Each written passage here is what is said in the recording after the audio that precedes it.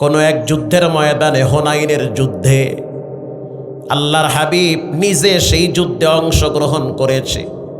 সাহাবায়ে কেরাম সেই যুদ্ধে বিজয় অর্জন করেছে। সেখানে কিছু নারী আর কিছু পুরুষ বেঈমান বন্দী হয়েছে, গ্রেপ্তার হয়েছে। সাদ বিন আবি ওয়াক্কাস রাদিয়াল্লাহু তাআলা আনহু, নবীর সাহাবী, আল্লাহর নবীর সাহাবী সাদ বিন আবি ওয়াক্কাস রাদিয়াল্লাহু তাআলা আনহু, যখন তিনি দেখল বন্দীদের ভিতরে কিছু নারী আছে, তাদেরকে সসম্মানে একটা জায়গায় তাঁবুর ভিতরে আটকায়া রাখছে। এখানে খানা, এখানে যা প্রয়োজন সব ব্যবস্থা হবে। সেই মহিলা তাঁবুর ভিতর থেকে একজন নারী দাঁড়ায় বলতে আছে, ও মুহাম্মদের সৈন্যরা শুনে নাও, তোমাদের নবী মুহাম্মদের কাছে আমাকে নিয়ে যাও, না হয় তাকে আমার কাছে নিয়ে আসো, আমি তার বোন হই। আল্লাহু আকবার বলেন, আমি তার বোন হই। সাদ বিন আবি ওয়াক্কাস বলে, এটা কেমন কথা? আমরা তো জানি রাসূলের কোনো বোন নাই। কে তুমি, কি তোমার নাম? বলে, আমার নাম হলো সীমা। আচ্ছা বুঝলাম, এখন বলো আমি কি করতে পারি? বলে, তোমাদের নবীকে আমার কাছে নিয়ে আসো, না হয় আমাকে তার কাছে নিয়ে যাও, গিয়া বলবা মুহাম্মদের একটা বোন গ্রেপ্তার হয়েছে। সাদ বিন আবি ওয়াক্কাসের কলিজার ভিতরে কামড় মারছে, আল্লাহর হাবিবের দরবারে দৌড় মারছে, গিয়া বলল, ইয়া নবী আল্লাহ, বন্দীদের ভিতরে একজন মহিলা বলতেছে সে নাকি আপনার বোন হয়। রাসূল বলল, তাকে আমার কাছে নিয়ে আসো। যখন সামনে দাঁড়ায়, মহিলা দাঁড়ায় বলতে আছে, আল্লাহুম্মা আবকি লানা ইয়া মুহাম্মদ। বলার সাথে সাথে রাসূলুল্লাহ চোখের পানি ছেড়ে দিয়ে বলল, বুঝতে পারছি আপনি আমার দুধ বোন হালিমার সন্তান, দুধ বোন সীমা। আপনি হালিমার কন্যা, আমার দুধ বোন আপনি। আমি অনেকদিন পর আপনাকে পেয়েছি। আল্লাহু আকবার। যখনই বলল আল্লাহুম্মা আবকি লানা ইয়া মুহাম্মদ, এটা বলার সাথে সাথে রাসূলুল্লাহ তার শৈশবে ফিরে গিয়েছে, ছোটবেলার কথা মনে পড়ে গিয়েছে। রাসূলুল্লাহর দুধ বোন সীমা যখন রাসূলকে কোলে নিয়া গরম বালুর উপরে রোদের তাপে দাঁড়ায় থাকতো, সীমা বলতো, তাকায়া দেখতাম কোথার থেকে যেন মেঘের খণ্ড এসে মুহাম্মদকে ছায়া দিতেছে। আমার মায়ের বকরিগুলার ওলানের ভিতরে কোনো দুধ নাই।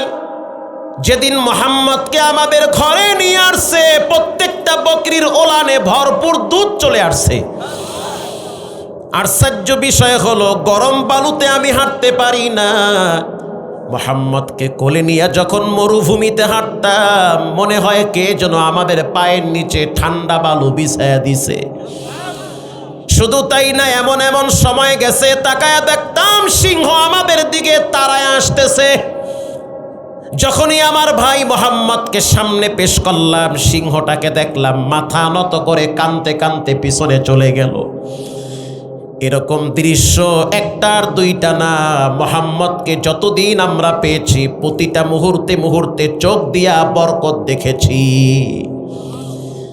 তখন আল্লাহর নবীকে কোলে নিয়ে দোয়া করছে, মালিক আল্লাহুম্মা আবকি লানা মুহাম্মদ। যেই মুহাম্মাদের উসিলায় এত শান্তিতে আছি, সেই মুহাম্মদকে আপনি আমাদের জন্য স্থায়ী করে দেন। যেই মুহাম্মাদের জন্য এত শান্তি পাইলাম, এত সুন্দর শৃঙ্খলার জীবন পাইলাম, সেই মুহাম্মদকে আমাদের জন্য স্থায়ী করে দেন। সুবহানাল্লাহ। আল্লাহ এরে নিয়েন না, স্থায়ী করেন। এই দোয়াটা যখন রাসূল অনেক বছর পর তার সামনে তার বোন বলল, মনে পড়ে গেছে, এ তো আমার দুধ বোন হালিমার সন্তান, হযরত হালিমাতুস সাদিয়ার সন্তান সীমা। বোন, আপনার কি লাগবে বলেন? বলে, আমার প্রথম লাগবে সব বন্দীদেরকে মুক্তি দিতে হবে। রাসূলুল্লাহ পরামর্শ করলো, রাজি হয়ে গেল, যাও মুক্তি দিয়ে দিলাম। কিছুক্ষণ পরে সীমা ঈশা বলতে আছে, ওগো আমার করতেছে, নবী করিম সাল্লাল্লাহু আলাইহি ওয়াসাল্লাম প্রশ্ন করল, তুমি কে, কি তোমার পরিচয়? বাচ্চাটা জবাব দিল, আমার নাম হলো আব্দুল্লাহ, আমার বাপ যুদ্ধের ময়দানে গিয়ে শহীদ হয়ে গেছে, আমার মা অন্যত্রে বিবাহ বসেছে। আল্লাহর নবী বলতে, আজকে ঈদের দিন, তুমি কি জানো? আজকে ঈদের দিন, তুমি কি জানো? বাচ্চাটা বলে, এতিমের জন্য আবার কিসের ঈদ? যার দুনিয়াতে মা নাই, বাপ নাই, তার আবার কিসের ঈদ? আল্লাহর নবীর কষ্ট লাগছে। বাচ্চাটারে সাথী নিয়া ঘরে চলে গেল। ঘরে যাওয়ার পর মা আয়েশার হাতে তুলে দিল, বাচ্চাটারে গোসল করায়া দাও, নতুন একটা জামা আমি হাসানের ঘর থেকে নিয়ে আসতেছি। ফাতেমার ঘরে গিয়া বলতে আছে, ও সন্তান ফাতিমা,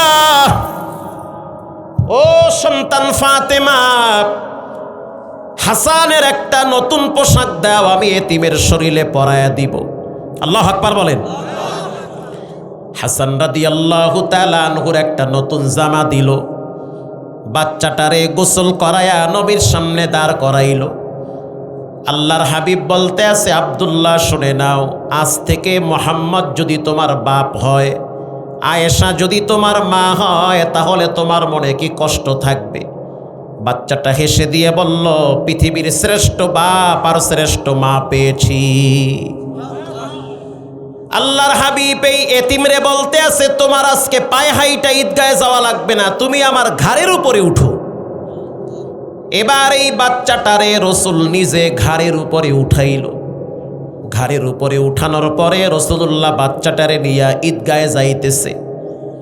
ঈদগার ময়দানে যাওয়ার পর রাসূলুল্লাহ যখন মেম্বারে বসলো, তার পাশের খালি জায়গাটায় বাচ্চাটারে বসায়া দিছে, তুমি এখানে বসবা। মুআজ ইবনে জাবাল বলে, ইয়া নবী আল্লাহ, কে এই বাচ্চা যে কিনা নবীর পাশে বসে? আল্লাহর রাসূল বলল, সাহাবীরা শুনে নাও, এই বাচ্চার মাঝখানে আর আমার মাঝখানে কোনো গ্যাপ আছে? বলে, না, গ্যাপ নাই। বাচ্চার দেহটা রাসূলের দেহ মোবারক একাকার হয়ে গেছে। এবার রাসূল সবার সামনে দুইটা আঙ্গুল উঁচা করলো, আনা ওয়া কাফিলুল ইয়াতীম কাহাতাইনি ফিল জান্নাহ। কেউ যদি এতিমের লালন পালনকারী হয়, কেউ যদি এতিমের ভরণ পোষণকারী হয়, ওয়া কাফিলুল ইয়াতীম, সে কিয়ামতের ময়দানে আমার সাথে আমার জান্নাতে পাশাপাশি থাকবে, মাঝখানে গ্যাপ থাকবে না। এটা হাদিস, মুসলিম শরীফের হাদিস। রাসূলুল্লাহ দুইটা আঙ্গুল উঁচা করছে, মিশায় বলতে আছে, গ্যাপ আছে, গ্যাপ আছে, গ্যাপ নাই।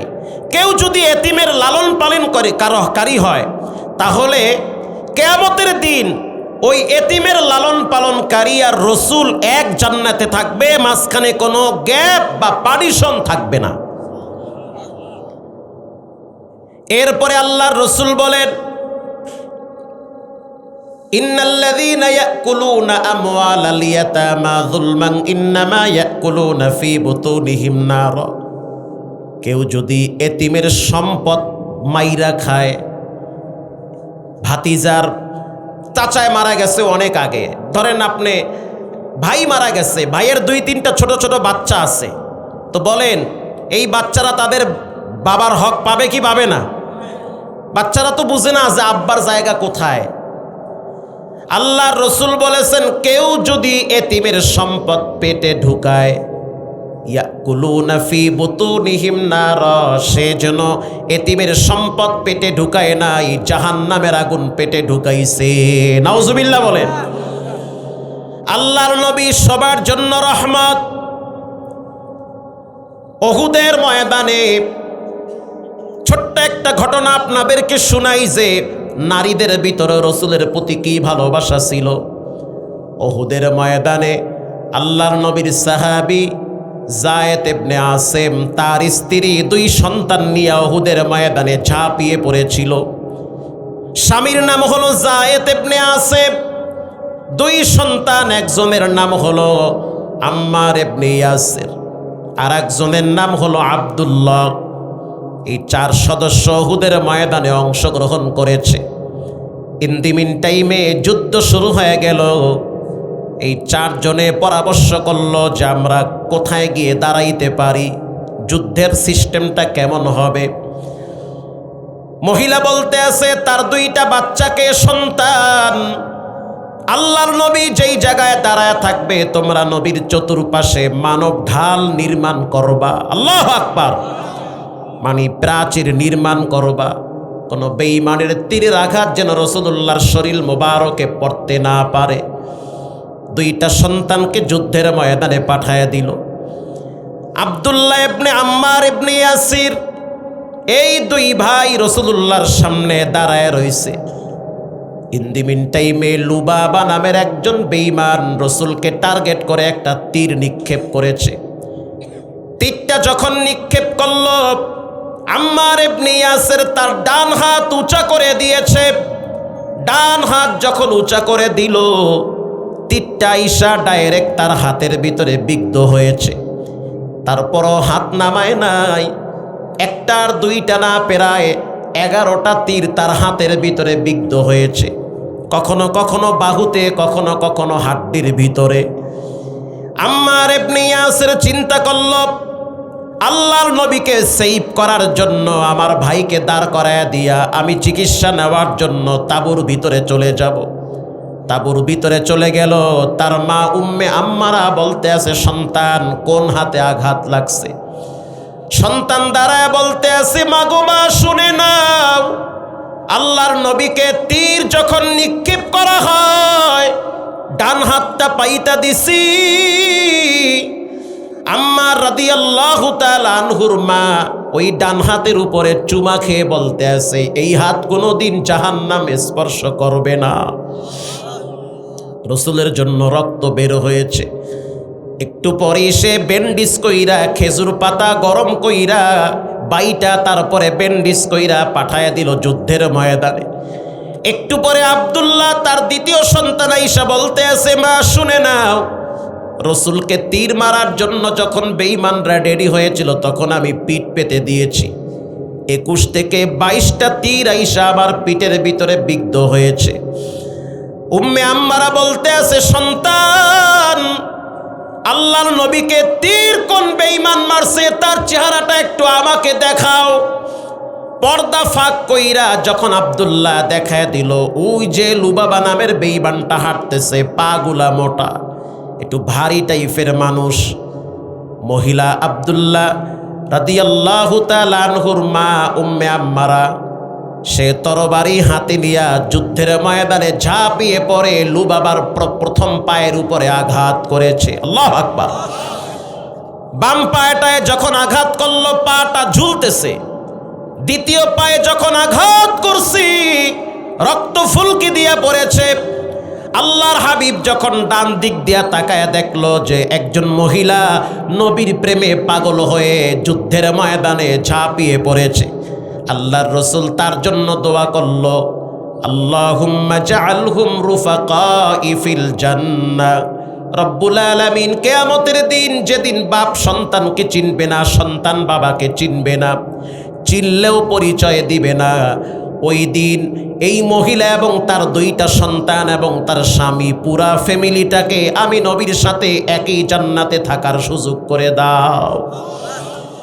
উম্মে আম্মারা বলে, পৃথিবীর মানুষ, আমি গর্ববোধ করে বলতেছি, আল্লাহর হাবিবের দোয়া কোনোদিন মিস হতে পারে না। নবীর দোয়া আমার জীবনে কাজে লাগছে। দুনিয়াতে জীবিত থাকা অবস্থায় আমি জান্নাতের ঘেরান নাকে পাইছি। এজন্য আমি যুবকদেরকে বলতে চাই, এদিক সেদিক রক্ত দেওয়া যাবে না, জীবন দেওয়া যাবে না। রক্ত যদি দিতে হয়, যার রক্ত তার জন্য দেওয়া লাগবে। আসতে বলবেন না, জোরে বলেন ঠিক না বেঠিক? এবার বলেন, রক্তের মালিক কে? রক্ত যদি দিতে হয় রবের জন্য দিবেন, জীবন যদি দিতে হয় রবের জন্য দিবেন। ওয়া মাহইয়ায়া ওয়া মামাতি লিল্লাহি রাব্বিল আলামিন। আমার বেঁচে থাকা মরে যাওয়া একজনের জন্য হবে, তিনি হলেন কে? এজন্য নবীর সুন্নাহগুলা যারা মেনে চলবে তাদের জীবনে ক্ষমার ঘোষণা দিয়েছেন কে? আজকে অনেকের ঘরে দস্তারখানা নাই, অথচ রসুল বলেছেন কেউ যদি শেষ জমানায় একটা সুন্নতকে জিন্দা রাখে 100 গলা কাটা শহীদের সওয়াব পাবে। শুধু তাই না, রসুলের সুন্নাহকে যারা মেনে চলবে তারা রসুলকেই মেনে চলল, যারা সুন্নাহ মানে না তারা রসুলকে মানে না। মুখে মুখে বাবারে ভালোবাসি, বাবায় অসুস্থ চিকিৎসা করি না, বাবার টাকার দরকার টাকা দেই না, এটার নাম বাবার প্রতি ভালোবাসা না, এটার নাম হলো ধোঁকাবাজি। কথা কন না কা? আব্বা অসুস্থ, আপনার কাজ আব্বা আব্বা ডাহা না ডাক্তার আনা, কি করবেন? এখন পাশে বয়ে যদি কার আব্বা আব্বা কি হয়েছে আপনার, আপনার হাত পা সাইডটা দিই হবে, রাখেন আব্বা আব্বা। আপনি হসপিটালে যান, ডাক্তার নিয়ে আসেন, বাবাকে অ্যাম্বুলেন্সে করে ঢাকায় নিয়ে যান, নওগাঁয় নিয়ে যান, চিকিৎসা করলেই বাবার হক আদায় হবে। ঠিক তেমনি ভাবে রসুলকে মুখে মুখে ভালোবাসি বললে হবে না, রসুলের প্রত্যেকটা সুন্নাহ এ জমিনে বাস্তবায়ন করতে হবে। আবার মিষ্টি সুন্নত পালন করলেই হবে না, কিছু তিতা সুন্নত আছে। রসুলের অন্যতম একটি সুন্নত হলো যেখানে বাতিল মাথাচাড়া দিয়ে উঠবে সেখানে হক কথা বলতে হবে, এটাও সুন্নাহ। রসুলের অন্যতম একটি সুন্নত আছে, কখনো কখনো পাগড়ি মাজায় বেঁধে প্রয়োজনে দেশ রক্ষার্থে ঈমান রক্ষার্থে আবার ময়দানে ঝাঁপিয়ে পড়তে হবে, এটাও রাসূলুল্লাহর সুন্নাহ। কোরআনের একটা আইন যদি সংসদে প্রতিষ্ঠিত থাকে, পার্লামেন্টে যদি পাশ হয় যে কোরআনের সব আইন পাশ করা যাবে না, করলে আমাদের ঝামেলা আছে, বড় বড় ড্রাম খাওয়া যাবে না, দেশের টাকা পাচার করা যাবে না, ঠিক আছে, তো একটা আইন পাশ করেন, সেটা হলো আস-সারিকু ওয়াস-সারিকাতু ফাকতাউ আইদিয়াহুমা। চোর নারী হোক চাই পুরুষ হোক, চুরি করলে তার হাত কাটা যাবে।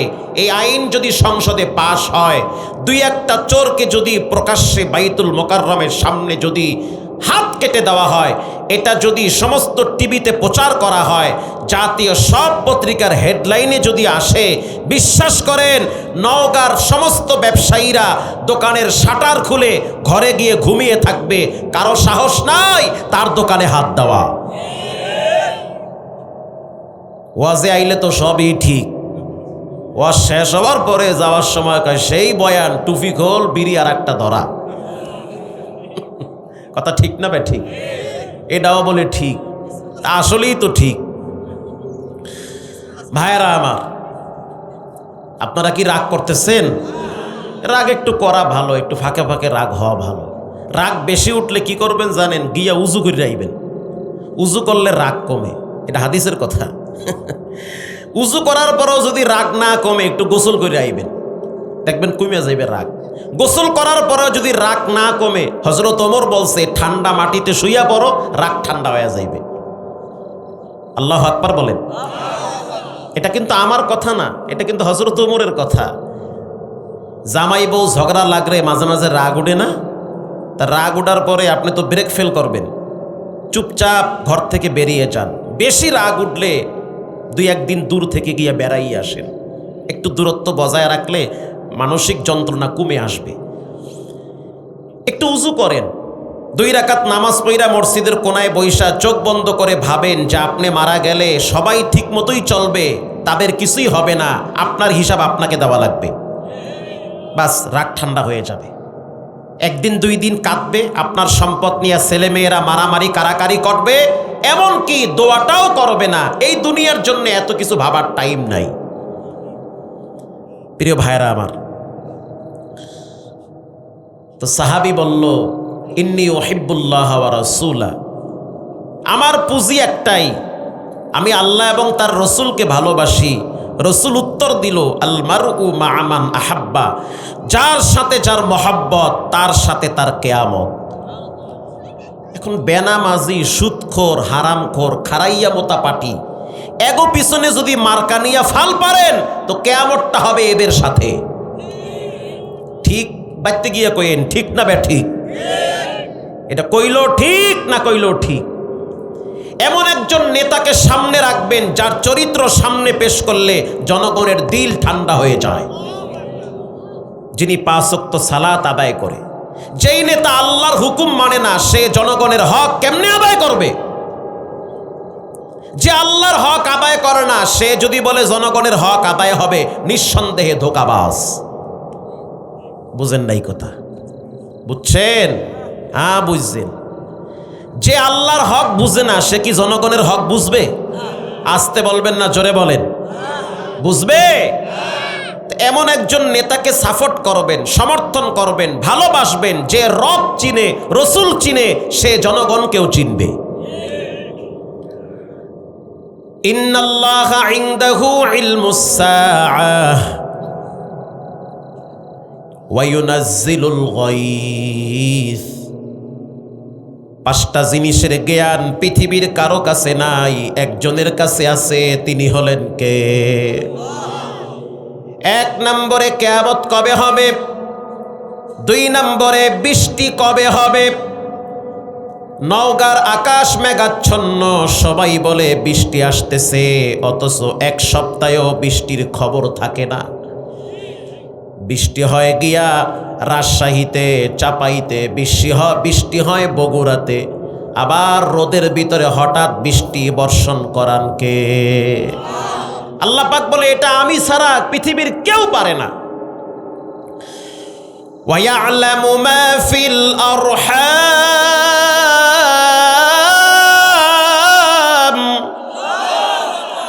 মায়ের পেটে কি আছে বাচ্চার আকৃতি না আসা পর্যন্ত পৃথিবীর কোনো ডাক্তারের বাবারও ক্ষমতা নাই ছেলে না মেয়ে। বলেন মায়ের পেটে কি আছে এটা জানেন কে? ওয়া ইয়ালামু মা ফিল আরহাম। একমাত্র আল্লাহ জানে যে মায়ের রেহেমে কি আছে। এজন্য মায়ের উচিত যখন সে গর্ভবতী হবে, যখন সে প্রেগনেন্ট হবে, যখন সে সন্তান সম্ভব্য হবে, তার উচিত যেই মালিক তাকে সন্তান দিয়েছে সেই মালিকের সাথে সম্পর্ক ভালো রাখা। কথা কন না কা? সেই মালিকের সাথে চমৎকার একটা সম্পর্ক রাখা, ঘরের কোনায় যায় নামাজ বিছাইয়া অধিকাংশ সময় যায় নামাজে কাটানো। মা তার বাচ্চা পেটে নিয়া বসে বসে কোরআন তেলাওয়াত করবে। মা তার বাচ্চা পেটে নিয়া জিব্বা লড়ায়া লড়ায়া দুরূদ শরীফ পড়বে। মা তার বাচ্চা পেটে নিয়া রাসূলুল্লাহর জীবনী পড়বে। বর্তমান স্বাস্থ্যবিদরা বলে, বিজ্ঞানীরা বলে, মায়ের আচরণ যেমন হয় এটার প্রভাব পেটের বাচ্চার উপরে পড়ে। এই যে কথা কইতে আছে থামাই একেবারে, কানের দাঁড়াবে ঘ্যান ঘ্যান ঘ্যান ঘ্যান ঘ্যান ঘ্যান শুরু করছে।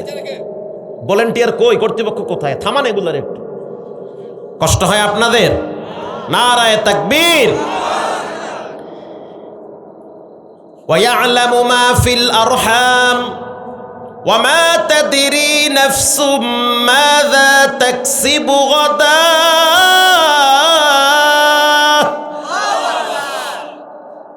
কালকে কি হবে? কালকে আপনি মাটির উপরে থাকবেন না মাটির নিচে যাবেন এটা কেউ জানে? আল্লাহ বলে কেউ জানে না। ঢাকার থেকে কয়েকদিন আগে বগুড়ায় গেছে বউ আনার জন্য, আসতে পারে নাই, তার আগে লাশ প্যাকেট হয়ে কবরে গেছে। গত বছর আপনারা দেখছেন বরিশালে বরযাত্রী রওনা হয়েছে বউ আনার জন্য, ব্রিজ ভেঙ্গে ডাইরেক্ট পানির তলে প্রাইভেট চলে গেল, যারা ছিল সবাই মারা গেল। কালকে কি হবে পৃথিবীর কেউ জানে না, জানেন একজন, তিনি। সাবধান, প্রস্তুতি গ্রহণ করেন, কালকে কি হবে এটা কেউ জানে না।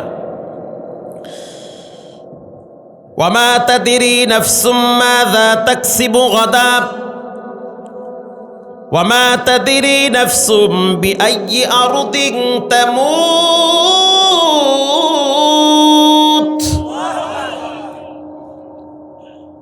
ইন্নাল্লাহা আলিমুন খাবীর। কার কখন কোথায় মৃত্যু হবে, দেশে হবে না দেশের বাহিরে হবে। আমাদের একজন বন্ধু মানুষ চমৎকার লেখে, কলামিস্ট, রাসূলুল্লাহর আদর্শ সে সবচেয়ে বেশি লেখত। গত সপ্তাহে উমরার সফরে গেছে, মসজিদে নববীর বারান্দায় শুয়ে আছে, ওই শোয়া অবস্থায় তার মৃত্যু হয়ে গেছে। কপাল কি, তার লাশ বাংলাদেশে আনা হয় নাই, জান্নাতুল বাকিতে দাফন হয়েছে। এমন জায়গায় দাফন করলো ডানে বামে সাহাবীদের কবর। রাসূল বলেছেন, তোমাদের মৃত্যুর পরে ভালো মানুষের কবরের পাশে যেন তোমাদেরকে শোয়ানো হয়। যখন কোনো ব্যক্তিকে পাখা দিয়া বাতাস করা হয়, যার দেহে বাতাস করে শুধু তার দেহে লাগে না, ডানে বামে যারা থাকে তাদেরও দেহে লাগে। ঠিক না ঠিক? ঠিক আল্লাহওয়ালা, নেককার, পরেজগার, দিনদার, তাদের কবরে যখন রব্বুল আলামিন রহমতের বাতাস দিবে, ডানে বামে কম আমলওয়ালা ব্যক্তিরাও এটার কিছু অনুভব করতে পারবে, এটার কিছু ফল ভোগ করবে। তাহলে আমি যেটা আপনাদেরকে বুঝাইলাম, কি হবে কালকে, এটা পৃথিবীর কেউ জানে না। কালকে আপনার চিন্তা থাকবে একটা, হতে পারে আর একটা। এজন্য আগামীকালের হিসাব পরে আজকে থেকেই প্রস্তুতি নিতে হবে, কালকে হয় সকাল, না হয় পরকাল হতে পারে। আল্লাহ তাআলা আমাদের সকলকে সচেতন, আল্লাহর দ্বীন প্রেমিক হওয়ার তৌফিক দান করেন। মুখ খুলে বলেন আমিন।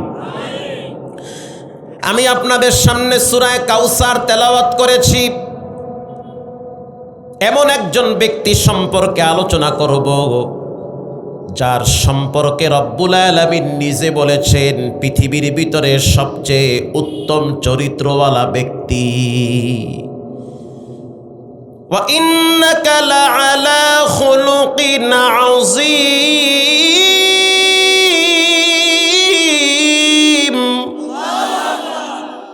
রাসূলের চরিত্র হলো সর্বোত্তম চরিত্র। जहाँ तक है रबूबियत खुदा का, वहाँ तक है नबूवत मुस्तफा का।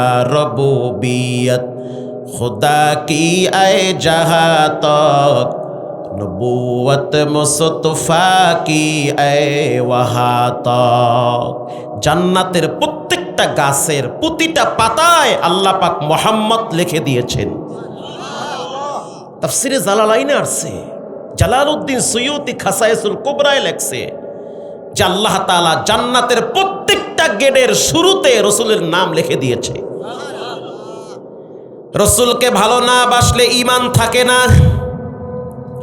রাসূলের প্রতি প্রেম প্রকাশ না করলে ঈমান থাকে না। নেতার ব্যাপারে কিছু বললে মেজাজ গরম হয়, নেত্রীর ব্যাপারে কিছু বললে চান্দুর মাথা গরম হয়। নবীর ব্যাপারে নাস্তিকরা যখন গালি দেয় তখন মেজাজ গরম হয় না, তখন লড়ে চড়ে না, খালি বিড়ি খায়। তুমি আবার নবীর উম্মত উম্মত দাবি করো, আবার মরার পরে চেহারা কেবলার দিকে ফিরাইবে, বাটাম ফাটা। কথা ঠিক না বেঠিক? কিসের উম্মত তুমি? বাবারে গালি দিলে সহ্য করা যায়, মাকে গালি দিলেও সহ্য করব, কিন্তু রাসূলকে গালি দিলে এক সেকেন্ডের জন্য সহ্য হবে না। চার মাযহাবের সমস্ত ইমামরা একমত, রাসূলকে যদি কেউ গালি দেয়, ব্যঙ্গ করে, রাসূলের কোনো বিষয় নিয়ে কেউ যদি টিটকারি করে, তাহলে তার শাস্তি হবে মৃত্যুদণ্ড। প্রকাশ্যে ফাঁসির কাস্টে ঝুলিয়ে দাও। প্রশ্ন হতে পারে, সে যদি ক্ষমা চায়, ক্ষমা চাইলেও শরীয়তের আইন ঠান্ডা হবে না, ক্ষমা চাইলেও তাকে ফাঁসির কাস্টে দাঁড় করাতে হবে। সব কিছু ক্ষমা হয়, রাসূলকে গালি দিলে শরীয়তে ইসলামে কোনো ক্ষমা নাই। কথা আসতে বলবেন না, জোরে বলেন। কেন? অতীতে কত মানুষের কত বাফেরে গালি দেওয়ার পরে আদালত থেকে তারে ক্ষমা করে দিছে। তো নবীর ব্যাপারে ক্ষমা চাইলেই ক্ষমা। আপনার নেত্রীকে যদি কেউ গালি দেয়, পুলিশ কি চুপচাপ বয়া থাকবে? আপনারে হ্যান্ডকাপ লাগাইয়া জেলখানায় নিয়ে যাইবে। এখন আদালতে দাঁড়ায় যদি বলেন আমাকে ক্ষমা করে দেন, ক্ষমা হবে? তবে আগে বাটাম ফাটা দাও, ক্ষমা পরে। ঠিক না বে ঠিক? 11 বছর জেল খাটো, তারপরে ক্ষমা। তো বাপ দাদার ব্যাপারে কথা বললে যদি ক্ষমা না হয়, রসুলের ব্যাপারে বাজে কথা বললে কোনো ক্ষমা নাই, মৃত্যুদণ্ড দিতে হবে। এটা একজন ইমানদারের স্লোগান। পৃথিবীর ভিতরে সবচেয়ে শ্রেষ্ঠ আদর্শওয়ালা ব্যক্তির নাম হলো মুহাম্মাদুর রাসূলুল্লাহ সাল্লাল্লাহু আলাইহি ওয়াসাল্লাম। তার সুপারিশ ব্যতীত কোনো মানুষ জান্নাতে যেতে পারবে না। কোরআনুল কারীমে রব্বুল আলামিন একটি সূরা নাজিল করেছে তার শান মান বর্ণনা করার জন্য। সেই সূরাটার নাম হলো সূরা কাউসার। এই সূরাটাকে বলা হয় শানে রসুল। আল্লাহর নবীর শান মান বর্ণনা করার জন্য আল্লাহ তাআলা সূরাটা নাজিল করেছেন। আরেকটি সূরার নাম হলো সূরা ইখলাস। এই সূরাটা রব্বুল আলামিন তার নিজের পরিচয় দিয়া দুনিয়ায় পাঠাইছে। আল্লাহু আকবার। কেউ যদি জিহ্বা লড়াইয়া সূরা ইখলাস একবার পাঠ করে, আল্লাহর রাসূল বলেন তার আমলনামায় 10 পারা কোরআনের সওয়াব জমা হয়ে যায়। কেউ যদি 3 বার জিহ্বা লড়াইয়া পড়ে কুল হুয়াল্লাহু আহাদ আল্লাহুস সামাদ লাম ইয়ালিদ ওয়া লাম ইউলাদ ওয়া লাম ইয়াকুল লাহু কুফুয়ান আহাদ, রাসূল বলেছেন তার আমলনামায় 1 খতম কোরআনের সওয়াব জমা হয়ে যাবে। আপনি আশ্চর্য হয়ে যাবেন, ছোট ছুরা কিন্তু ফজিলত অনেক বেশি। মুআবিয়া ইবনে মুআবিয়ার জানাজায় 50,000 ফেরেশতারা অংশগ্রহণ করেছে। পৃথিবীর সব তাফসিরে লেখা আছে। যে কোনো তাফসিরে হাত দিবেন, সূরা ইখলাস খুলেন, ব্যাখ্যায় দেখেন মুআবিয়া ইবনে মুআবিয়ার জানাজায় 50,000 ফেরেশতারা অংশগ্রহণ করেছে। কারণটা কি? একটাই কারণ ছিল, তিনি প্রতিদিন ঘুমাবার আগে সূরা ইখলাস তেলাওয়াত করত। এজন্য তার সম্মানার্থে আল্লাহ ফেরেশতা তার জানাজায় পাঠায়া দিছে। এরকম একটি সূরার নাম সূরা কাউসার। এই সূরাটা যখন নাজিল হয় তার প্রেক্ষাপট আপনাদেরকে শোনাই। আপনাদের কি কষ্ট হয়? আমাকে তো একটু দেরি করে উঠানো হয়েছে। আমার ইচ্ছা ছিল 10টায় উঠার, 10টার থেকে 12টা পর্যন্ত আমি মন ভইরা ওয়াজ করতাম, কিন্তু এমন টাইমে উঠাইছে যখন আপনাকে ঘুমে ধরছে। আপনারা কি ঘুমায় গেছেন? কে কে ঘুমাইছেন 2 হাত তুলে আল্লাহকে দেখান। মাশাআল্লাহ, ঘুমায় গেছেন নাকি? ওইটা উশারাই হেলাইছে। এই যে ঘুমায় না এটাই তার প্রমাণ। কিন্তু উঠা বসা করা যাবে না। এহিন্দে ওহিন্দে উঠা বসা করলে বুঝমু যে হুজুর আপনি তাড়াতাড়ি ছাইরা দেন, আমরা যাইগা। ধৈর্যের সহিত থাকবেন তো কিছু সময় থাকেন। আল্লাহ আপনাদেরকে শেষ পর্যন্ত থাকার তৌফিক দান করেন।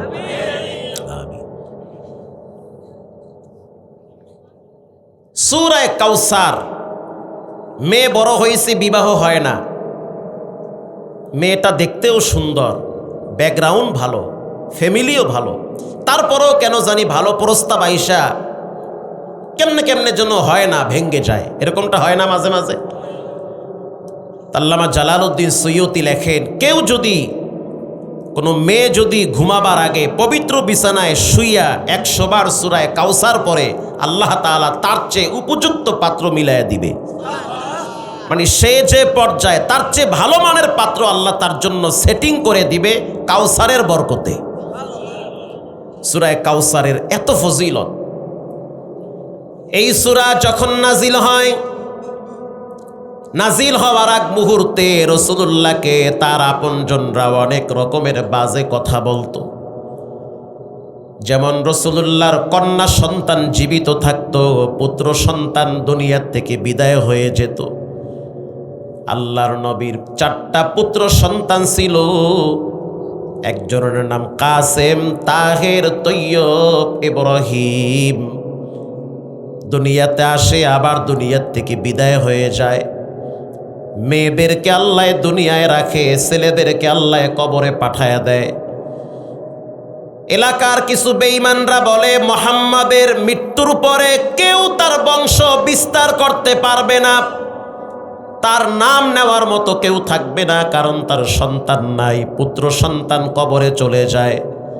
আল্লাহ বলেন ওয়ারাফা'না লাকা যিকরাক, পৃথিবীর মানুষ যদি নবীর সম্মান খাটো করতে চায়, আল্লাহ বলেন আমি আমার নবীর সম্মান বাড়ায়া দিছি। যেখানে আল্লাহর নাম সেখানে নবীর নাম। পৃথিবীর ভিতরে নবীর প্রশংসা যেই পরিমাণ করা হয়, এর অর্ধেক প্রশংসা পৃথিবীর কোন নেতার ব্যাপারে করা হয় না। আজানের ভিতরে আল্লাহর নামের সাথে নবীর নাম আছে না নাই? আশহাদু আন্না মুহাম্মাদার রাসূলুল্লাহ।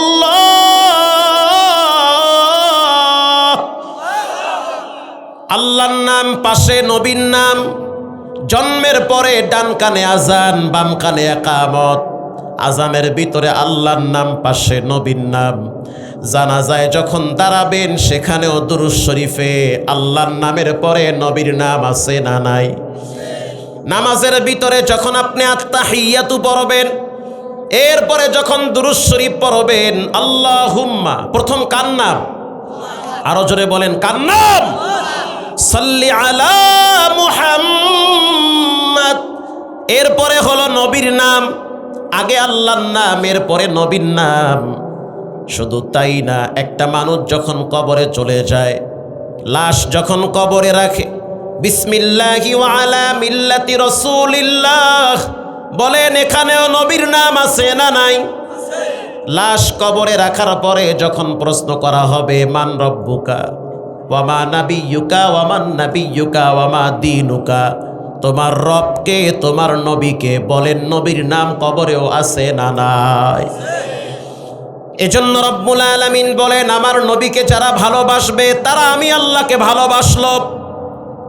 যারা আমি আল্লাহকে ভালোবাসলো, ওয়ায়াগফির লাকুম যুনুবাকুম আল্লাহু গফুরুর রহিম, তাদের যত রকমের পাপ আছে, গুনাহ আছে, আমি রব নবীর খাতিরে সব গুনাহ মাফ করে দিব।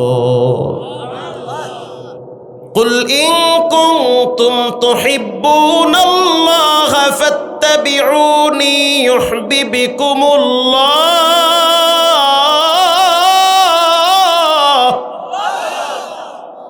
রাসূল আপনি জানায়া দেন, পৃথিবীর মানুষগুলাকে আমি আল্লাহকে ভালোবাসতে চাই কি চায় না?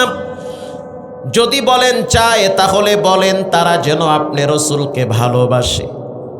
কেমন ভালোবাসা? জুমার দিন মিষ্টি নিয়ে মসজিদে মারামারি করা, মিলাদে, এই ভালোবাসা। ঢাকা শহরে দেখছি জুমার দিন যদি মসজিদে মিষ্টি আহে, মাশাআল্লাহ সুন্নত পড়ে, এরপরে 2-4 রাকাত নফলও পড়ে। আবার যেই জুমায় মসজিদে তবারক নাই, সালাম ফিরাইয়া আর একজনে জোতা নিয়ে দৌড় মারে। কথা কন না কা? আসলেই ঠিক মনে হয়, এই ঠিকঠাকের দিকেও মনে হয় আছে। কেরানীগঞ্জের ঘটনা, শিয়াইল নাম বইলা দিছি, জাগ্গা সবাই শুনুক, অসুবিধা নাই, সবাই শুনবে কালকে। শিয়াইল মহল্লার ভিতরে আসরের নামাজের পরে ছোট্ট একটা দোয়ার অনুষ্ঠানে মসজিদের ভিতরে তবারক দিতেছে, তাও আবার কম দামের জেলাফি, রং মাইরা লাল বানাইয়া লাইছে। ঢাকার জেলাফি বোঝেন নাই? বরকতি জেলাফি, বুড়িগঙ্গার পানি দিয়া জেলাফি মিশায়। সেই জেলাফি নিয়া মোটামুটি এক পর্যায়ে ঝগড়া হয়েছে কয়েকবার। তো সর্বশেষ একজন বৃদ্ধ মানুষ, খুব বেশি বয়স না, ধরেন 60-65 হবে, মসজিদে ঢুইকা কইতে আছে, মোর জেলাফি কই? ওই নামাজ পাই নাই তো হইছে কি, মোর জেলাফিটা থাকবে না? এই একটা কাম করতে পারলি, মোরে থুইয়া তোরা কেমনে খাইলি? কথা কি বোঝেন? এটি বরিশালের কথা। মোর বাগেরটা কই সোনা চান, তোমার বাগেরটা কই? তুমি আগে আও নাই কে? তোমার আইতে দেরি হয়েছে, গাই নেই দে, আমার দাদে তোর বাগেরটাই মোরে দিয়ে দে। এক কথায় দুই কথায় যে জেলাফি দিতে আছে হে করছে কি, একটা ঘুষি মারছে হেনে, বেশি জোরে না আসতেই মারছে। কবি জোরে মারে নাই, পুলিশের কয় কি স্যার মুই আসতে মারছি। এদের মধ্যে যে আজরাইল বয়ে রয়েছে কি মুই জানি? আসতে মারছে। কথা আছে না, জমে টানলে যা হয়, আসতে মারছে বাস। আল্লাহর সিদ্ধান্ত হয়েছে জেলাফির লইকে দুনিয়ায় থাইকে লাভ কি? আয়া পর কবরে হয় খাওয়ামু, না হয় বাটাম ফাটা দিব। ঠিক না? ঠিক, হয় খাও না হয় বাটাম ফাটা খাও। এই বাটাম ফাটা আমার জীবনেও আমি কই নেই। আমি এই উত্তরবঙ্গে আইয়া বাটাম ফাটা শিখছি। উত্তরবঙ্গের ভাষা 2-4টা না শিখলে তো আপনারা মজা পাইবেন না। বগুড়ায় গেছি ওয়াজ করতে, হেনে গিয়ে দেখি আমার আগের বক্তা কয় বাটাম ফাটা। আমি কেউ আল্লাহ কয় কি? রুহুল আমিন যুক্তিবাদী সাহেব। পরে চাচা আমারে কইতেছে, বাবা এটা বুঝবা না, এটা ফেরেশতাকে চোখ বন্ধ করে যে ফিডা শুরু করে, এই ফিডা মানে আউযুবিল্লাহ সারা ফিডা। বাটাম ফাটা আপনারা শুনছেন না? যাক, এটা খারাপ না ভালো, এই কথা আমি জুমার দিন মসজিদে কই, মুসল্লি খুব খুশি, ঠিকই কইছেন, উল্টা পাল্টা করবা বাটাম ফাটা খাবা। আল্লাহ তাআলা আপনাদেরকে হেদায়াত দান করুন, আল্লাহ আমাকেও মাফ করুক, আমিন বলেন। রসুলের মর্যাদা সবচেয়ে বেশি। যে রসুলকে চিনল না সে পৃথিবীর কিছুই চিনল না। যে রসুলকে চিনা ছাড়া কবরে গেল তার মতো হতভাগা কপাল পরা আর কেউ নাই। আল্লাহর নবীকে সাহাবায়ে কেরাম জীবনের চেয়ে বেশি ভালোবাসত। শুধু তাই না, পাহাড় পর্যন্ত রসুলকে ভালোবাসত। আল্লাহর হাবিব উহুদ পাহাড়কে খুব ভালোবাসত। উহুদের প্রান্তে যেই যুদ্ধ হয়েছিল, এই যুদ্ধ থেকেই রসুলুল্লাহর সাথে উহুদ পাহাড়ের একটা গভীর সম্পর্ক। ঘটনাক্রমে নবী করিম সাল্লাল্লাহু আলাইহি ওয়াসাল্লাম তিনি একবার খায়বারে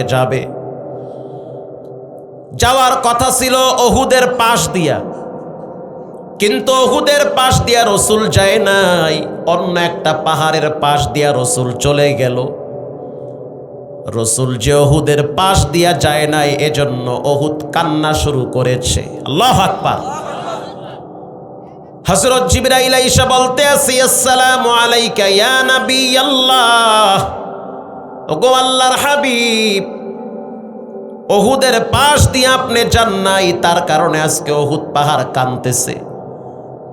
আল্লাহর হাবিব পরের দিন উহুদের পাশ দিয়া যাওয়ার সময় বলল, হাযা জাবালুন ইউহিব্বুনা ওয়া নুহিব্বুহু।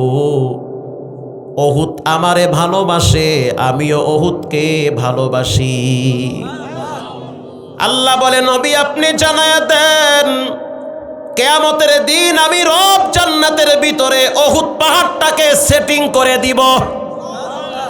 আপনি উহুদ পাহাড়ে ঘুরবেন, দেখবেন পুরো উহুদটাকে আমি জান্নাতে ফিটিং করে দিব।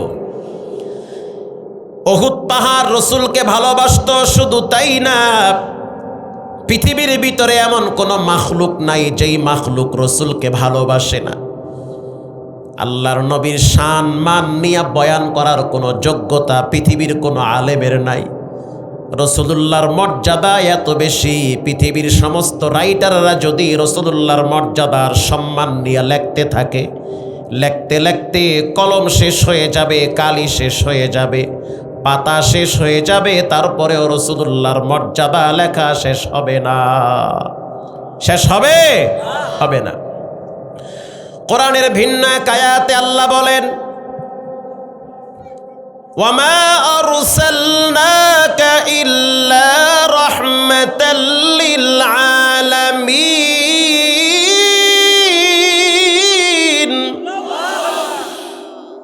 আল্লাহ পাক হলেন রব, তার রসুল হলেন রহমত। আল্লাহ হলেন রব, তার নবী হলেন রহমত। আল্লাহর পাওয়ার যত বিশাল, রসুলুল্লাহর রহমত তত বিশাল। আল্লাহর নবী বাচ্চাদের জন্য রহমত, বাচ্চাদের জন্য রসুল কি? রহমত। রসুল বলেছেন, মাল্লাম ইয়ারহাম সগীরানা ওয়ালাম ইউআক্কির কাবীরানা ফালাইসা মিন্না। কেউ যদি বাচ্চাদেরকে স্নেহ না করে, আবার বলি, কেউ যদি ছোটদেরকে স্নেহ না করে, ভালো না বাসে, বড়দেরকে যদি সম্মান না করে, সে আমার উম্মত হতে পারে না। ঠিক না বেঠিক? বাচ্চারা মসজিদে গেলে ধমক দিবেন না, রাগ করবেন না। যেই বাচ্চা মসজিদে গিয়া মুইটা দেয়, এমন বাচ্চা মসজিদে নিবেন না। লেদা পোলা মসজিদে নিয়ে বেটকাইয়া হওয়ায় রাখে, মুইটা আজ্ঞা এক জায়গায় করে ছাপ করবে কিনা। একটু বড় হইলে যে বুঝে, 4 বছর 5 বছর 6 বছর, বাবার দায়িত্ব সন্তানকে মসজিদ চিনানো, বাবার দায়িত্ব সন্তানকে কেবলা চিনানো, বাবার দায়িত্ব সন্তানকে টুপি চিনানো, বাবার দায়িত্ব সন্তানকে দাড়ি চিনানো, বাবার দায়িত্ব সন্তানকে জায়নামাজ চিনানো, এটা আব্বার দায়িত্ব। বাবার দায়িত্ব সন্তানকে রব চিনাবে, বাবার দায়িত্ব সন্তানকে রসুল চিনাবে। যেই বাপ তার সন্তানকে কেবলা চিনায় না, পশ্চিম চিনায় না, শুক্রবার চিনায় না, তারাবি চিনায় না, সেহেরি চিনায় না, ইফতারি চিনায় না, এগুলা হলো ইসলামের সৌন্দর্য। যেই বাবা তার সন্তানকে মেসোয়াক চিনায় না, যেই বাপ তার সন্তানকে আতর চিনায় না, মনে রাখবেন একটা টাইমে সন্তানটাও বাবারে চিনবে না। এইটা একদম দামি কথা। যেই বাপ ছেলে মেয়েকে রব চিনায় না, নবী চিনায় না, একটা টাইমে ওই ছেলে মেয়ে মা বাবা চিনতে চায় না, চিনবে না, চেনার টাইম নাই। কেন আপনাকে চিনবে সে? কি কোন দুঃখে চিনবে সে? খালি জন্ম দিলেই কি হয়ে যায়? জন্ম তো অন্য অন্য প্রাণীরাও দেয়। প্রাণীদের জ্ঞান বুদ্ধি নাই, মানুষের জ্ঞান বুদ্ধি আছে। ঠিক তেমনি ভাবে মানুষের উচিত যেই স্রষ্টা তার সন্তানকে উপহার দিছে সেই স্রষ্টার সাথে সন্তানকে পরিচয় করায়া দেওয়া। আপনি তো ব্যর্থ বাবা। বৃদ্ধাশ্রম গুলায় গিয়া দেখেন শিক্ষিত মা বাবার অভাব নাই। জজের বাপ বৃদ্ধাশ্রমে, আই হাই কয় কি! উকিলের বাপ বৃদ্ধাশ্রমে, ডিসি এসপির বাপ বৃদ্ধাশ্রমে, আইজির বাপ বৃদ্ধাশ্রমে, শিল্পপতির মা বাবা বৃদ্ধাশ্রমে, গুলশানে বাড়ি আছে, মোহাম্মদপুরে বাড়ি আছে, মা বাবা বৃদ্ধাশ্রমে। এর কারণটা কি? এক নম্বরের কারণ, মা বাবা ছেলে মেয়েদেরকে দুনিয়ার সফলতা শিক্ষা দিছে।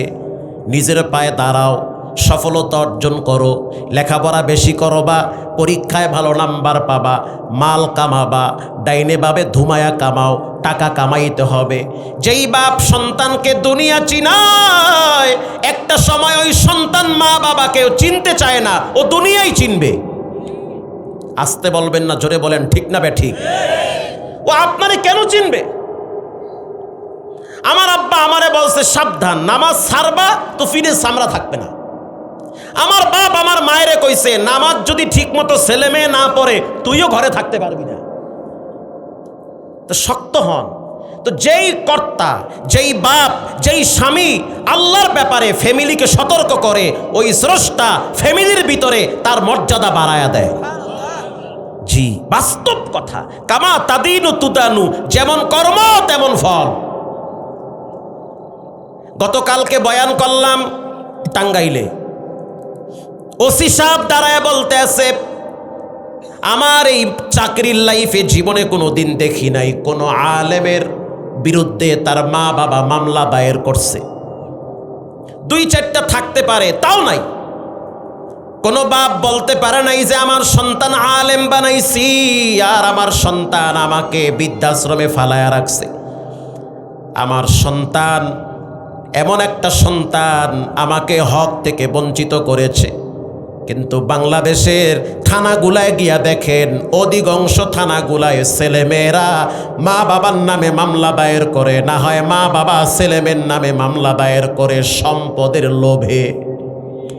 সম্পত্তির জন্য মারামারি কারাকারি শুরু হয়। এজন্য আল্লাহ তাআলা বলেন, আমার প্রিয় নবী হলো সবার জন্য রহমত, বাচ্চাদের জন্য রহমত, বুড়ার জন্য রহমত, লেদা মেয়ের জন্য রহমত, নারীর জন্য রহমত, পুরুষের জন্য রহমত। কোনো এক যুদ্ধের ময়দানে, হুনাইনের যুদ্ধে, আল্লাহর হাবিব নিজে সেই যুদ্ধে অংশগ্রহণ করেছে।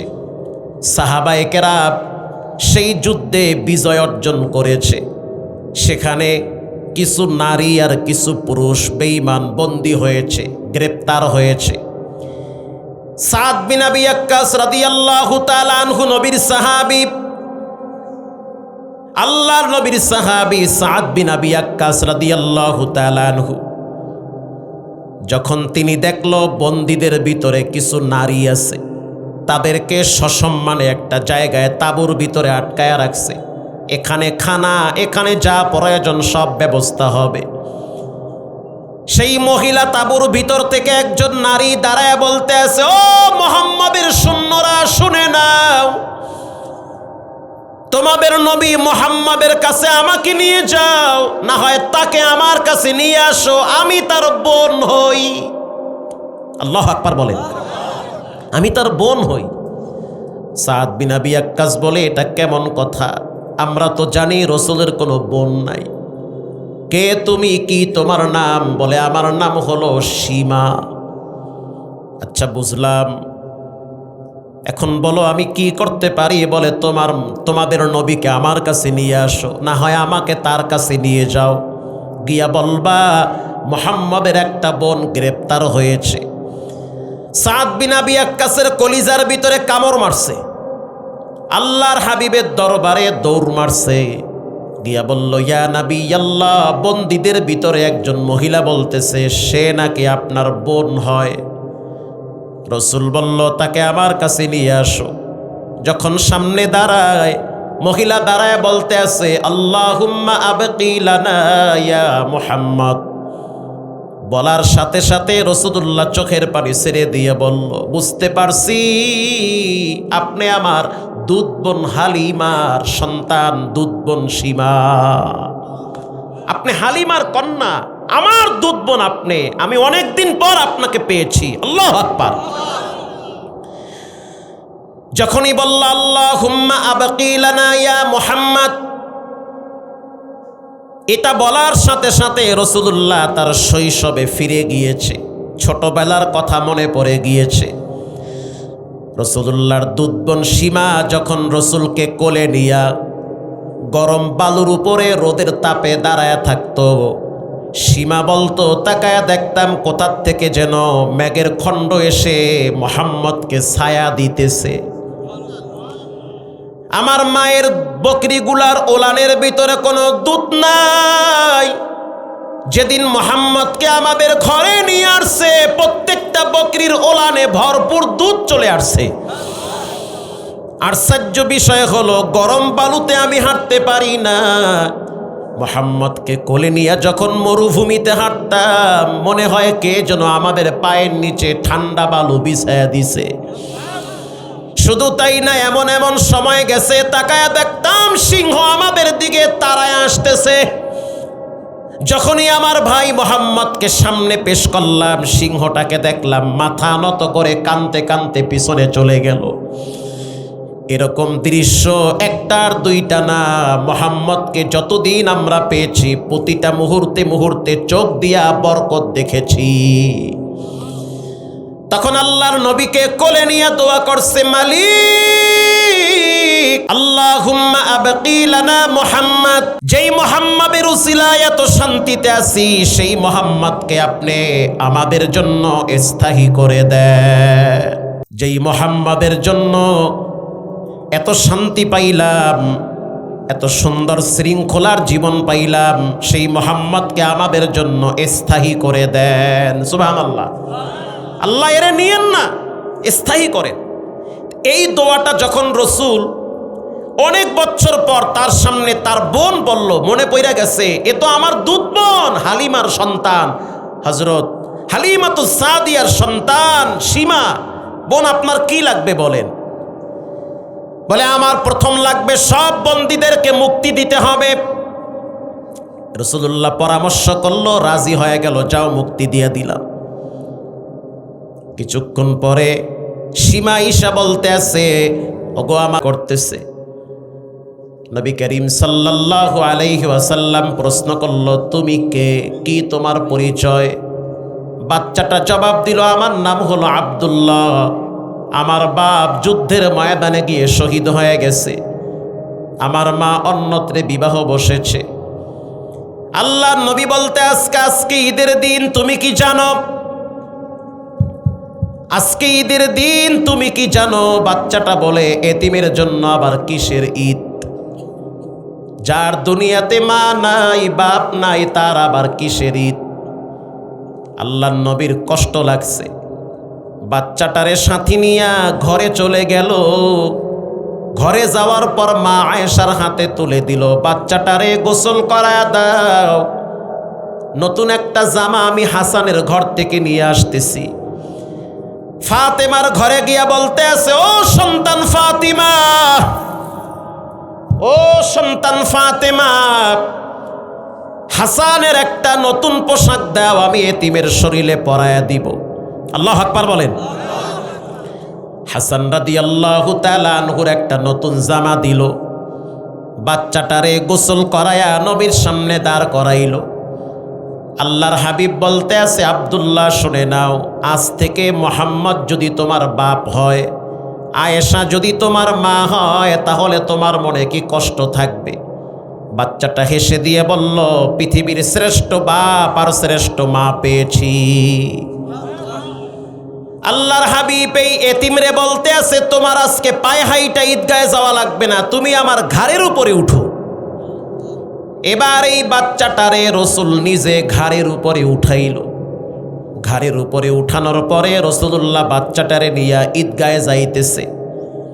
ঈদগার ময়দানে যাওয়ার পর রসুলুল্লাহ যখন মেম্বারে বসলো, তার পাশের খালি জায়গাটায় বাচ্চাটারে বসায়া দিছে, তুমি এখানে বসবা। মুআজ ইবনে জাবাল বলে, ইয়া নবী আল্লাহ, কে এই বাচ্চা যে কিনা নবীর পাশে বসে? আল্লাহর রসুল বলল, সাহাবীরা শুনে নাও, এই বাচ্চার মাঝখানে আর আমার মাঝখানে কোনো গ্যাপ আছে? বলে, না, গ্যাপ নাই। বাচ্চার দেহটা রসুলের দেহ মোবারক একাকার হয়ে গেছে। এবার রসুল সবার সামনে দুইটা আঙ্গুল উঁচা করলো, আনা ওয়া কাফিলুল ইয়াতীম কাহাতাইনি ফিল জান্নাহ।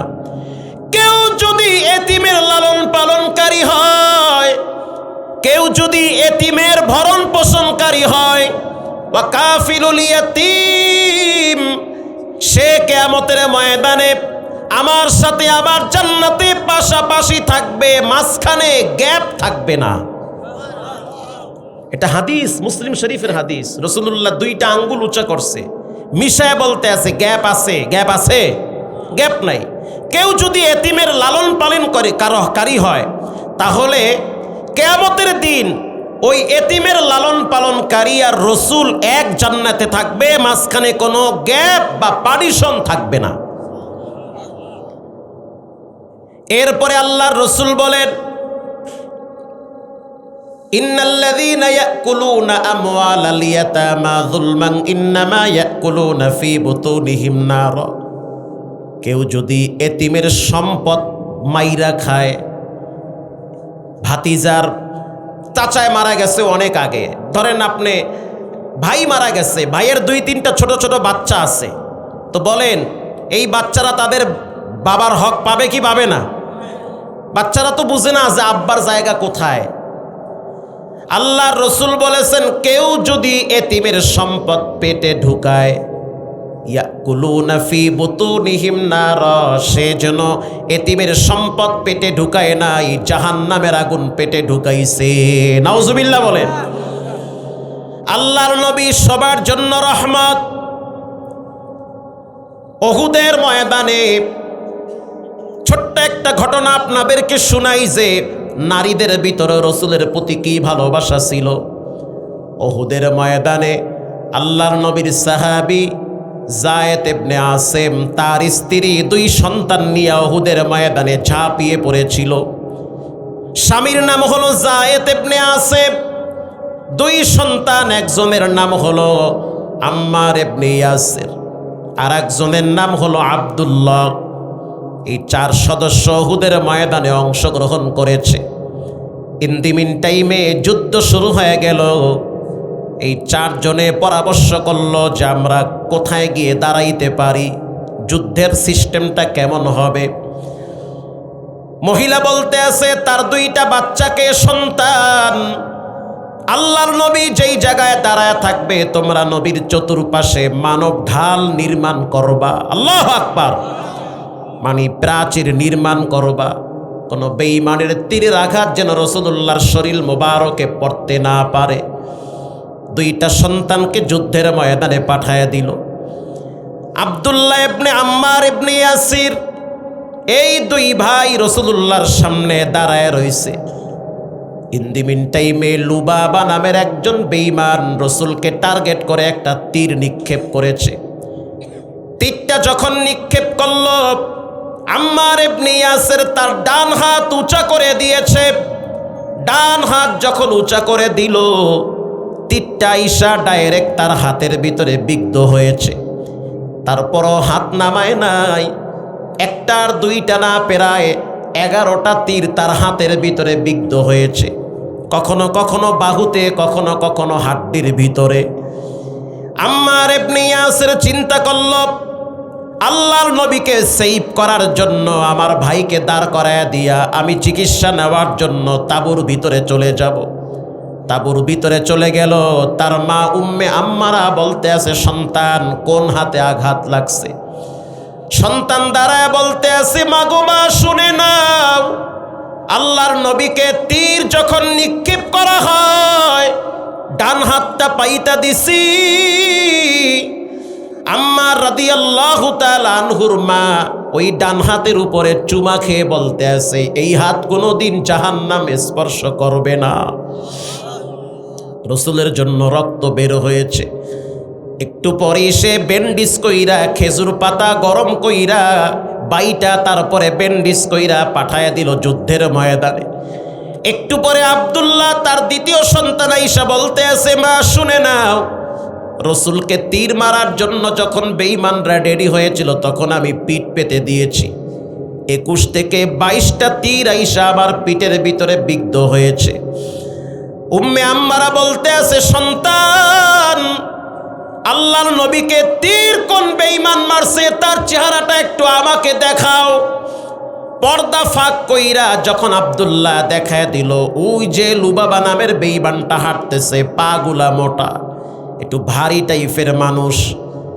মহিলা আব্দুল্লাহ রাদিয়াল্লাহু তাআলা আনহুর মা উম্মে আম্মারা সে তরবারি হাতে নিয়া যুদ্ধের ময়দানে ঝাঁপিয়ে পড়ে লুবাবার প্রথম পায়ের উপরে আঘাত করেছে। আল্লাহু আকবার। বাম পায়েটায় যখন আঘাত করলো, পাটা ঝুলতেছে। দ্বিতীয় পায়ে যখন আঘাত করছি, রক্ত ফুলকি দিয়া পড়েছে। আল্লাহর হাবিব যখন ডান দিক দিয়া তাকায়া দেখলো যে একজন মহিলা নবীর প্রেমে পাগল হয়ে যুদ্ধের ময়দানে ঝাঁপিয়ে পড়েছে, আল্লাহর রসুল তার জন্য দোয়া করল, আল্লাহুম্মা জাআলহুম রুফাকাই ফিল জান্নাহ। রব্বুল আলামিন কিয়ামতের দিন, যেদিন বাপ সন্তানকে চিনবে না, সন্তান বাবাকে চিনবে না, চিনলেও পরিচয় দিবে না, ওই দিন এই মহিলা এবং তার 2টা সন্তান এবং তার স্বামী, পুরা ফ্যামিলিটাকে আমি নবীর সাথে একই জান্নাতে থাকার সুযোগ করে দাও। উম্মে আম্মারা বলে, পৃথিবীর মানুষ, আমি গর্ববোধ করে বলতেছি, আল্লাহর হাবিবের দোয়া কোনোদিন মিস হতে পারে না। নবীর দোয়া আমার জীবনে কাজে লাগছে। দুনিয়াতে জীবিত থাকা অবস্থায় আমি জান্নাতের ঘেরান নাকে পাইছি। এজন্য আমি যুবকদেরকে বলতে চাই, এদিক সেদিক রক্ত দেওয়া যাবে না, জীবন দেওয়া যাবে না। রক্ত যদি দিতে হয়, যার রক্ত তার জন্য দেওয়া লাগবে। আসতে বলবেন না, জোরে বলেন ঠিক না বেঠিক? এবার বলেন, রক্তের মালিক কে? রক্ত যদি দিতে হয় রবের জন্য দিবেন, জীবন যদি দিতে হয় রবের জন্য দিবেন। ওয়া মাহইয়ায়া ওয়া মামাতি লিল্লাহি রাব্বিল আলামিন। আমার বেঁচে থাকা মরে যাওয়া একজনের জন্য হবে, তিনি হলেন কে? এজন্য নবীর সুন্নাহগুলা যারা মেনে চলবে তাদের জীবনে ক্ষমার ঘোষণা দিয়েছেন কে?